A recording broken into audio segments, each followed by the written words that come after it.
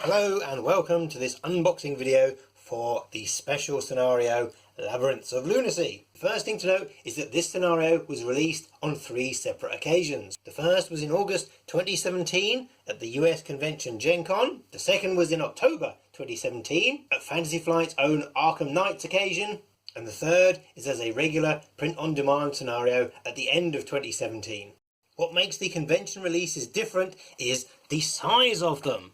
They came in these absolutely huge packages here, which were about 4 times the size of a regular standalone scenario. It is a standalone scenario like Carnivale of Horrors or Curse of the Rougarou, and that means a couple of things. First of all, this scenario is entirely self-contained in the pack that it comes in. You don't have to add any additional cards from the core box. Second of all, there is no separate setup sheet. All of the rules, resolutions and setup instructions are found on the actual cards themselves. Albeit in Labyrinths of Lunacy, the convention version, these cards are flipping huge. And finally, because it is a print-on-demand scenario, it is produced in the Fantasy Flight basement, not in a real overseas factory, so your cards are going to look a little bit different. They're going to be less vibrant, less colourful, slightly softer in focus, and not like the crisp, chromatic cards that you're used to. But this is fine because it's a standalone scenario that doesn't require you to mix in additional core box cards or have any player cards to add to your deck. Then there's no reason to worry about this. For this video, we're going to be showing off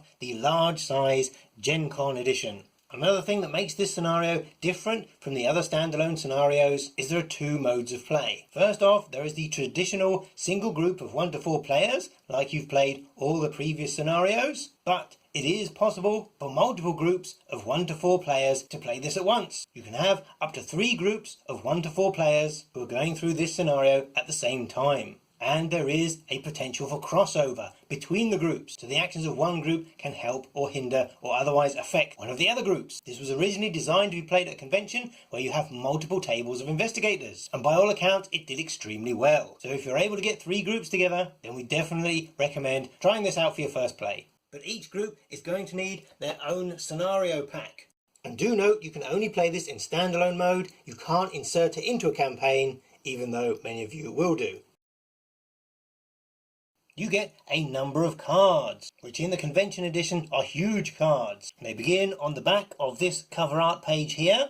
They tell you how the scenario works as a whole. They give you setup instructions for the different styles of play and the different groups that are playing. And they have your do not read end game resolutions as well. There are also 2 packs of cards, which is everything you need to run this scenario. These cards break down into 3 different encounter sets, and you're going to use 2 of these encounter sets based on the mode that you choose. So if you're playing it with a single group as a regular scenario like you usually do, you'd use 2 of these, and it will tell you which ones to use. And if you're playing it in what they call epic mode, which is multiple groups at the same time, then you're going to use these 2 here, which does mean that a portion of the cards will remain unused in each game. And it gets worse. Because you will be dividing things into 3 groups or 3 distinct setups, that means the scenario has a very small card pool and more repetition than usual. But this does have 80 cards and not the usual 60, even though the highest number is only 61. Don't freak out, but this has an unusual numbering system, which means that people are obviously jumping on the internet and having a tizzy. It's not my bloody fault this time! Identical copies of the same card will have the same expansion number, this one here, but they will have a different encounter set number. See? 45, 46, 47, out of 47. Nothing that you haven't seen before. There is a common set which you're going to use in every game, and to this you're going to add either the epic cards or the single group cards. It's nice and simple, no need to worry. Now you can see here with these story assets, they come in 2 different flavours. They have the epic mode symbol here and the single group experience here. So you're going to use the ones which are appropriate to the mode of play which you've chosen. Now the same is true for encounter cards. Note the 2 different symbols, so only include the cards from the encounter set that matches your mode. And this may also be true for enemies as well, but we can't really show you anything without having some spoilers happen. This one here contains your story assets and some enemies and some treachery cards. And this one here contains your scenario reference card, your act and agenda, a load of locations, and some story cards, which were first introduced in this scenario. Many people think that these were first introduced in Path to Carcosa, but technically Labyrinths of Lunacy came first. And you've got different act and agenda cards according to the mode that you're playing in, and also separate ones for each group if you are playing in multiple groups. So take your time and go through the setup instructions nice and slowly, because this can be a little more fiddly than previous scenarios, and you definitely want to get it right. And you've also got different locations for the different modes as well. Note the different encounter symbol. Like previous standalones, there are only 2 difficulty levels. The first is standard and the next is hard. And there isn't a great deal of variation. Both of them have a +1 and they all go down to -5, except the hard one just one more with -6. As you saw from our previous video, we think this is best played without any kind of spoilers, so we're a little unsure onto what to show you. Stop watching now if you're spoiler phobic. If you do want more spoilers, then make sure you check out our setup video. We are going to have a quick word about the repackaged print-on-demand version. We don't have one to show you yet, but we understand that it's functionally the same, but in smaller packaging. This means the cards will have been cut down. Notice how they were deliberately designed with 2 columns of text so they could easily be cut into standard size cards. This might mean some of the great artwork is lost. But note, the 80 cards in this full-size version don't include the setup cards, so maybe the 80 cards in the repackaged version don't either.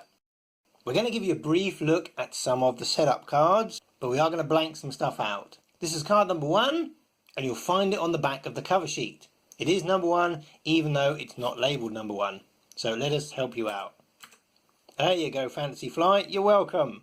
There's a little bit of blurb about what the scenario is, a reminder that you have to play it as a standalone, in either one group of 1 to 4 players, or more than one group of 1 to 4 players. Here is the expansion set symbol, which is what appears on the bottom of each card, letting you know where it came from. And the Chaos Bag setup instructions. Okay, this is the first problematic page. We're going to tell you some of what it says, but not all of what it says. If you want to see all of what it says, then tune in for the setup video. First off is story cards. This game comes with story cards because the best way to capture the spirit of a role-playing game is to read massive walls of text at your players. But it's not quite that bad. It's merely just a vehicle where you can have nasty revelation effects to screw over your players. And if you're familiar with the very old D&D scenarios like Tomb of Horrors, then you're going to be getting a similar vibe.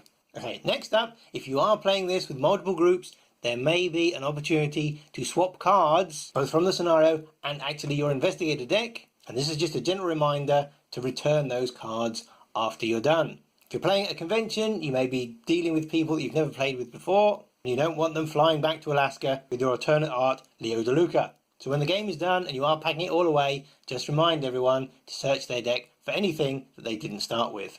Ooh, paradox, okay. You are going to be confronted with stuff that doesn't necessarily make sense straight away. This happens in every new scenario. Remember Curse of the Rougarou? That didn't make sense, did it? But eventually it does. If you're told to find the magical MacGuffin, eventually there will be a magical MacGuffin. And if there are different groups playing this simultaneously, then there will be somewhere a magical MacGuffin. Time limit. Do you want to know about time limit? Okay, let's tell you about time limit. Let's not reveal the text. Because this was designed to be run at a convention within a strict period of time or a slot, then there is an overall time limit to complete the whole game and various stages of the game as well. If you're playing with multiple groups, this makes sure everyone is advancing at the same pace and one group doesn't finish or die and just wander off. If you're playing this with a single group, we also definitely recommend playing this with a time limit because it really does add to the pressure and the fun. Timed objectives we're not going to tell you about. The act and agenda decks in this work in a particular way, so we're going to leave that for the setup video. But it's a great surprise if you get to play this without having to buy it and set it up. This is card number 3 and it tells you in detail how each of the 2 modes work. The scenario is configurable in 3 different ways for 3 different groups, A, B and C. And if you are playing with 3 groups, each of them needs their own copy of the scenario and they set up separately, within earshot of each other but separately. So your first group will play through the Group A configuration, the second group will play through the Group B configuration, and so on. But if you did want to replay it and have a go at one of the different groups set up, then that's fine. Your groups also don't have to be equal. As long as there's at least 1 and a maximum of 4 in it, you can have them as imbalanced as you like. If you've only got one group of 1 to 4 players, then they can string these 3 group setups. So you play the Group A setup, the Group B setup, and then the Group C setup. This is not a mini campaign. You don't get to spend XP or adjust your decks between playing these different setups, but you do get to play a new investigator and a new deck if you want to. There's no campaign log, there's no trauma, there's no nothing like that. You are treated as being 3 separate groups. It's not your one investigator which goes through bump, bump and bump. The next card has pages number 4 and 5 on it, and the whole thing is setup instructions for Group A. On the left there's some read aloud instructions, and there's actually some in-character stuff for your investigators as well, which we're not going to spoil. On the right is the list of setup points, so if you're playing in epic multiplayer mode, you'll need these 2 encounter sets, and then there's a big list of what you put in play, what you leave for later, what you remove for the game, and so on and so forth. If you're playing in single group mode with just one group of 1 to 4 players, or solo in your mum's basement, then these are the 2 sets that you need, and leave the other one in the box. And there are additional things to do when Act 2 rolls around and when Act 3 rolls around, assuming you live that long, because whirly death spikes are indeed a thing. Moving on to the next card, this is everything that Group B needs, and this is why we prefer the oversized version to the Tiddly version, is because you have a single card that you can give to the lead investigator of each group, and they can go away, sort out their sets, and they don't have to worry about things getting mixed up or shuffled or dropped on the floor. Everything is on one card. And as you can see, you'll be using the same encounter sets, which is why each group needs their own copy of the scenario, because you'll all be having common cards. Again, Acts 2 and 3 on the back, very convenient, and the same is true for Group C. We're sure you get the idea now. On page number 10, the do not read instructions begin, and there's a lot of them. Look at that. Wow, that's fantastic. And then your final card, page 12, is on the back of the rear cover. There's nothing important on here. You've got the credits. So hello to these people. One day we should probably make a video about who these people are. And then on the left there is an optional variant. Once you've played this all the way through, you will kind of get the hang of how it works. Much of the gleeful appeal arrives from the novelty of the situation. So this is a way you can shake things up and make things a little less predictable on future replays. Isn't that great?